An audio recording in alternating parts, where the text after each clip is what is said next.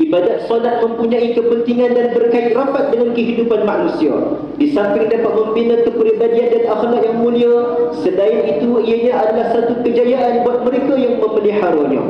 Keutamaan salat dalam kehidupan seseorang sangat penting sehingga kan dirakamkan di dalam sabdaan baginda Nabi sallallahu alaihi wasallam, "Inna awwala ma yuhasabu bihi al-'abdu yawm al-qiyamah min 'amalihi salatuh fa in saluhat faqad aflaha wa anja wa in fasadat faqad khaba wa khasir."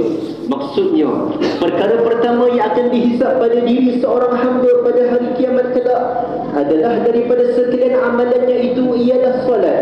Jika solatnya sempurna dan baik, maka dia akan berjaya dan menang.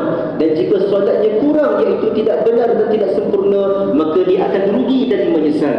Hadis riwayat Imam At-Tirmizi. Melalui solat ini yang menjadikan kita sebagai hamba yang beroleh kejayaan yang hakiki.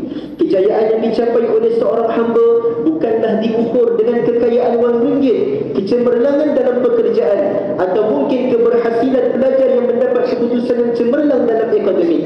Akan tetapi, kejayaan yang hakiki itu ialah kesejahteraan yang diperolehi di dunia maupun di akhirat. Kesejahteraan di dunia bermaksud mendapat ketenangan hidup yang lahir daripada ketaatan kepada Allah. Kesejahteraan di akhirat pula hanya diperolehi apabila mendapat redha Allah dan dimasukkan ke dalam syurganya.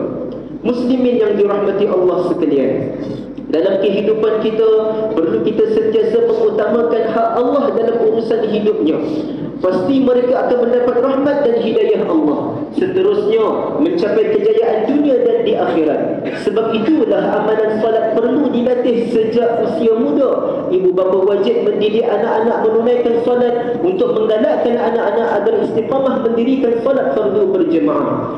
Jika tidak ada usaha ke arah tersebut, sudah pastilah anak-anak semakin sukar melaksanakan salat, dan sudah pastilah perkara paling yang kita takuti ialah meninggalkan salat itu. Hidup mereka akan terus diselubungi dengan kebusukan dan kekufuran.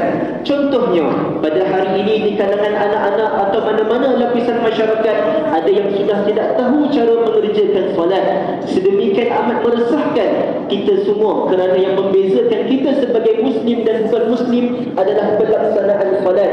Sabda Rasulullah sallallahu alaihi wasallam yang diriwayatkan oleh Imam Muslim yang bermaksud, yang membezakan antara seorang hamba yang mukmin dengan seorang yang kafir itu ialah meninggalkan salat.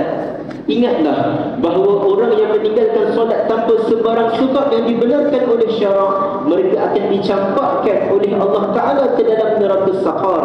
Al-Maraghi di dalam tafsirnya ada menyebutkan neraka Saqar itu merupakan tempat penyiksaan dengan siksaan yang tersangatlah pedih. Bentuk siksaannya pula berupa sengatan api yang membakar kulit manusia sehingga hitam kulitnya. Maka saudara-saudaraku sekalian, sanggupkah kita berhadapan dengan siksaan Allah yang sebegitu dahsyat kerana kita meninggalkan salat? Allah Subhanahu wa taala menggambarkan perihal orang yang diazab di dalam neraka Saqar di dalam surah Al-Muddathir ayat 42 dan 43. A'udzu billahi minasyaitonir rajim. Ma salakakum fi saqar? Fi saqar qalu lam nakum minal musallin. Maksudnya, setelah melihat orang-orang yang bersalah itu, mereka berkata, apakah yang menyebabkan kamu masuk ke dalam neraka Saqar?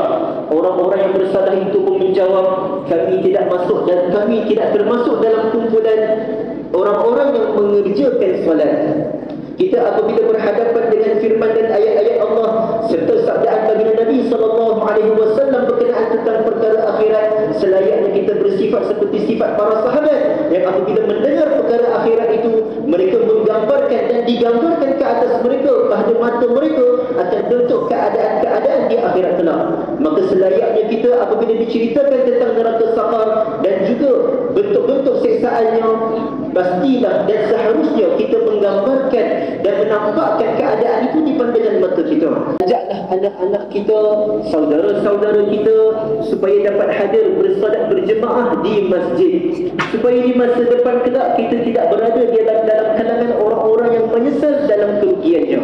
Jadikanlah kisah sahabat yang bernama Sauban radhiyallahu anhu ini sebagai pencetus semangat kita dalam mengejar solat berjemaah.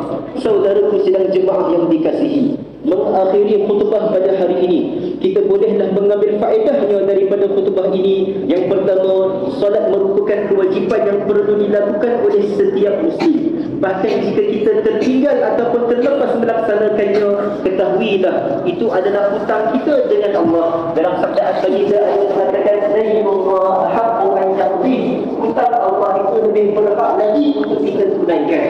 Dan yang kedua, jangan sesekali meninggalkan solat, kerana Allah mengancam golongan yang tidak solat dengan neraka saqar yang amat dahsyat siksaannya.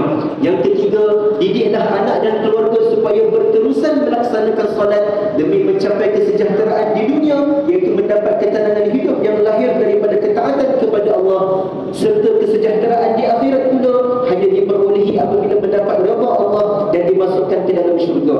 Jadilah kita seperti sahabat Nabi SAW, iaitu Sauban yang baru kita dengar tadi, yang sentiasa menjadikan dirinya bersolat berjemaah, lalu membolehkan dia dikurniakan kepadanya ganjaran syurga yang penuh dengan kenikmatan.